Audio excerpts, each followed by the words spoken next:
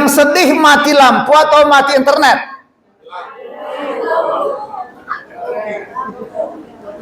Saya tanya anak muda dulu, anak muda. Mana lebih sedih, mati lampu atau mati internet? Wah, rohani banget semua di sini ya. Saya tanya kemarin saudara di Natal Kersel, sedih mana, mati lampu atau internet? Mati internet, Om. Dikatakan Yesus datang ke muka bumi ini dan dia membawa terang. Dan dikatakan jikalau kamu berjalan bersama-sama dengan aku, kamu tidak kehilangan terang. Kenapa? Karena terang dia berikan kepada kita. Bapak Ibu, Tuhan mau gini saudara, bahwa Yesus tidak hanya sekedar menunjukkan identitas sebagai terang, tetapi Yesus juga menunjukkan identitasnya sebagai pemberi solusi atas kehidupan kita. Ketika Yesus berkata, kalau kamu mengikut aku, kamu tidak berjalan dalam kegelapan.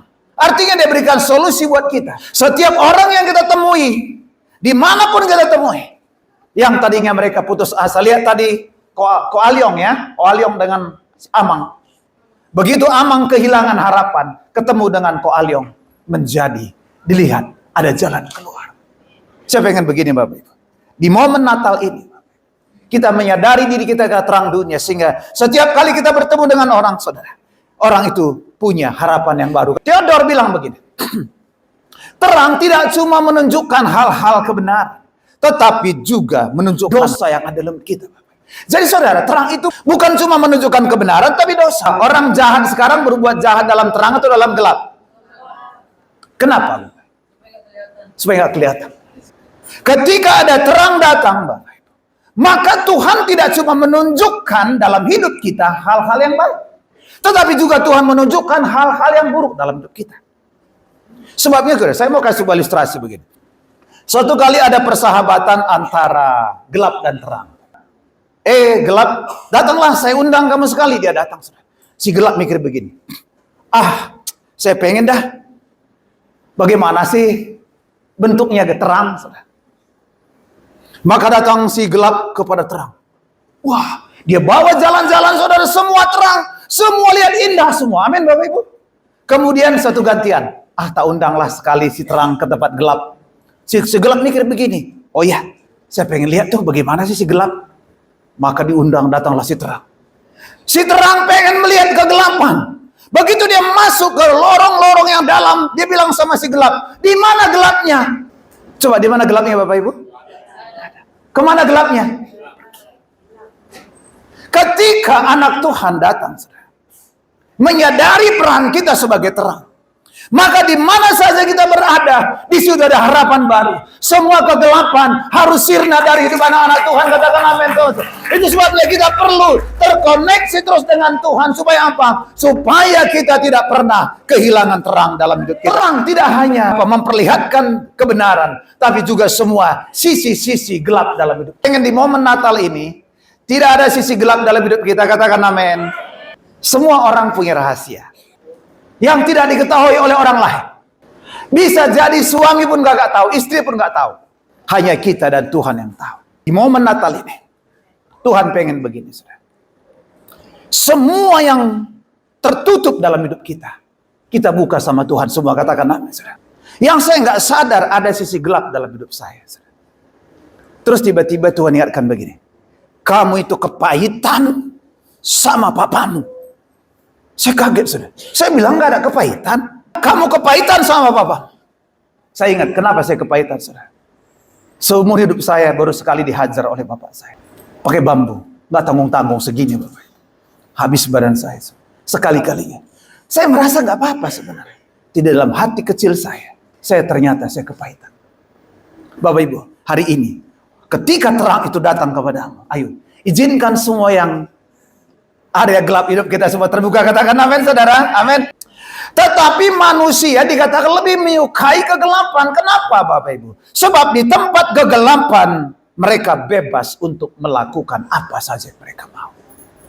Makanya Bapak Ibu, ketika anak-anak Tuhan berjalan, saya percaya semua kegelapan harus sirna. Di Matius 5:14 dikatakan, saya terang dunia, karena Yesus sang terang itu telah tinggal dalam hidup saya. Dikatakan kitalah terang dunia, bukan terang gereja. Kualitas terang kita dapat mengubah kegelapan di luar gereja. Saya terang, Bapak Ibu terang. Sebenarnya saudara, kita ya perlu saling menerangi, saudara. Tetapi kita lebih penting ada di luar, saudara. Makanya gereja kita adalah gereja inklusif. Gereja inklusif adalah gereja yang berada di tengah-tengah masyarakat. Anak-anak Tuhan adalah orang-orang gereja inklusif. Di mana saudara tinggal, di situ ada perubahan terjadi. Saya pengen setiap kali di mana saja anak-anak Tuhan, ini menjadi kerinduan gembala kita, bahwa di mana saja anak Tuhan, sehingga dikatakan, kamu bukan terang gereja, kamu harus keluar. Supaya ketika kamu keluar, kamu berubah bukan dari terang gereja, tetapi menjadi terang dunia. Mungkin kita di rumah tangga kita, di keluarga kita, mungkin ada keluarga besar kita belum terima Kristus, kita di sana menjadi terang. Katakan amin, saudara. Nah, Pak, bagaimana caranya saya supaya bisa semakin terang? Mana lebih lama tahan hidupnya? Yang kanan atau kiri? Bagaimana supaya terangnya ini lebih besar? Lilinnya diperbesar. Amin, saudara. Jadi Bapak Ibu, sekecil apapun kita di tengah-tengah dunia ini, pasti bisa memberikan terang. Tetapi kalau kita mau punya impact lebih besar, perbesar saudara kapasitas kita, supaya orang bisa melihat terang dalam hidup kita. Pak, bagaimana saya bisa, Pak, supaya terang saya semakin terang di tengah-tengah dunia ini, saudara? Yaitu dengan cara kita menghidupi firman. Ketika kita menghidupi firman, kita melakukan firman, saudara, kita terang, Bapak Ibu. Amin, saudara. Kita harus sadar bahwa kita terang. Amin, Bapak Ibu. Banyak orang nggak sadar dia terang, saudara. Kitalah terang. Kalau terang, ada nggak orang kalau lampu ditaruh di bawah gantang, Bapak Ibu? Tidak ada. Jadi bagaimana supaya semakin terang, Pak? Ayo kita sadari adalah terang, amin, Bapak Ibu. Yang kedua, tempatkan posisi kita di posisi yang benar. Jadi tengah-tengah dimanapun kita, saudara, tempatkan, kita sadari bahwa saya ini terang. Saya harus menempatkan pada posisi yang benar, supaya saya bisa menerangi banyak orang lain. Setuju katakan amin, saudara? Amin. Jadi saudara, kalau pengen jadi terang, kita hindarkan menggosip. Setuju katakan amin, Bapak Ibu? Karena sekali Bapak Ibu, kalau saudara ngomongin sama orang lain, sebentar waktu, saudara akan diomongin juga. Sudah pasti. Makanya saudara, Peace Pilgrim bilang begini, di dalam kamu ada terang dunia. Itu harus dibagikan supaya berguna. Betul nggak, Bapak Ibu? Amin, Bapak Ibu. Saudara punya center. Kira-kira bagaimana supaya senternya bisa berguna, Bapak? Dihidupkan, betul nggak, Bapak? Dihidupkan, dia harus di-on-kan. Saudara harus punya koneksi dengan Tuhan terus-menerus, supaya saudara itu on, bisa berguna buat orang lain. Itu katakan amin, Bapak Ibu. Nah, Pak, apa sih kegunaan terang? Saya mau bagikan hari ini buat Bapak Ibu kegunaan dari terang. Yang pertama adalah dapat menerangi kegelapan yang ada di keluarga kita, di kota kita, dan di bangsa kita. Minggu kemarin ya, yang kita bagi sembako ya. 2 minggu lalu ya, Bapak Ibu. Terima kasih buat Bapak Ibu, semua taburan Bapak Ibu sudah kita bagikan semua dengan cara seksama dalam tempo yang sesingkat-singkatnya. Saya lihat kesaksian mereka, Pak. Tahun depan masih ada lagi nggak? Ada. Setuju nggak, Bapak? Tahun depan kita buat lagi? Kemarin ada 1000 kita bagikan. Artinya ada 1000 lilin, 1000 terang. Ada 1000 terang kita bagikan. Saya pengen mungkin tahun depan kita bikin, saya nggak tahu. Nanti 2000 kah kita nggak tahu. Kita pengen membagi, Bapak Ibu. Terang dalam hidup kita nggak berguna kalau tidak dibagi. Yesus kalau hanya di sorga, tidak bisa menyelamatkan kita. Jadi terang dapat menerangi kegelapan dan keluarga kita kalau kita mau berbagi terang yang dalam hidup kita. Katakan amin, Bapak Ibu. Ayo bagikan terang yang dalam hidup saudara. Jangan disimpan, tetapi dibagikan buat orang lain, supaya orang lain memuliakan Bapamu yang di sorga. Yang kedua, Bapak Ibu. Nih Bapak Ibu, nih saudara lihat di terang. Terang tadi gelap, saudara. Bapak Ibu tahu nggak kaca pembesar ya? Biarkan aja kira-kira 2-3 menit, saudara. Maka itu akan terbakar. Ternyata saudara, terang itu bisa menghancurkan kuasa musuh. Betul nggak, Bapak? Saya disuka plan pelepasan, Bapak Ibu. Kadang-kadang orang, ya bukan saya nggak pernah lihat sih. Kadang-kadang orang sebelum datang ke saya aja tengah jalan udah muntah-muntah. Kenapa? Sebenarnya bukan karena saya. Karena Tuhan sudah mulai bekerja, katakan amin. Kegelapan itu pasti pergi ketika terang diberikan. Nggak perlu tumpang tangan. Nggak perlu dijolok-jolok. Pokoknya doain aja. Bawa terang, gelap pasti pergi. Terang adalah menghancurkan musuh-musuh kita. Katakan amin, saudara. Yang kelima, terang memberikan kehangatan. So lihat bangsa Israel selama 40 tahun di padang gurun. Ada tiang api. Betul Bapak Ibu? Ada tiang api terus di malam hari, betul? Kenapa tiang api di malam hari? Padang gurun sangat dingin kalau malam. Sehingga tiang api memberikan mereka kehangatan sepanjang perjalanan mereka. Sehingga mereka pada malam hari pun mereka bisa berjalan, saudara. Dan mereka nggak kedinginan karena ada tiang api memberikan kehangatan buat mereka. Kehadiran anak-anak Tuhan, kehadiran kekristenan harus memberikan kehangatan buat anak-anak sekitar kita. Katakan amin, saudara. Saya bersyukur Bapak Ibu ya, kita punya pelayanan terang, ministry tangan kasih. Kita sekarang ada 2. Yang sekolah di situ kebanyakan yang orang sana atau orang kita, Katarina? Hah? Orang sana semua. Pokoknya Bapak Ibu kita akan tolong mereka sebisa kita tolong. Amin, saudara. Bapak Ibu boleh berpartisipasi di situ, itu memberikan mereka kehangatan. Saudara. Mereka orang-orang dunia mungkin nggak mau terima mereka, karena mereka bapaknya yang orang-orang susah, saudara. Kemudian mereka banyak hal yang kita lihat, saudara. Anak-anak yang tertolak, saudara. Seperti Amang tadi, dia tertolak, tetapi Yesus menerima dia kembali. Haleluya, Bapak Ibu. Nih, saya ambil contoh seperti ini, saudara. Nih, ketika masa padang gurun, saudara, ada masa ujian, tertekan, terang Tuhan menerangi, memberikan kehangatan, pengharapan, arahan buat bangsa Israel. Selama 40 tahun mereka dituntun. Mau nggak Bapak Ibu dituntun selama tahun ini?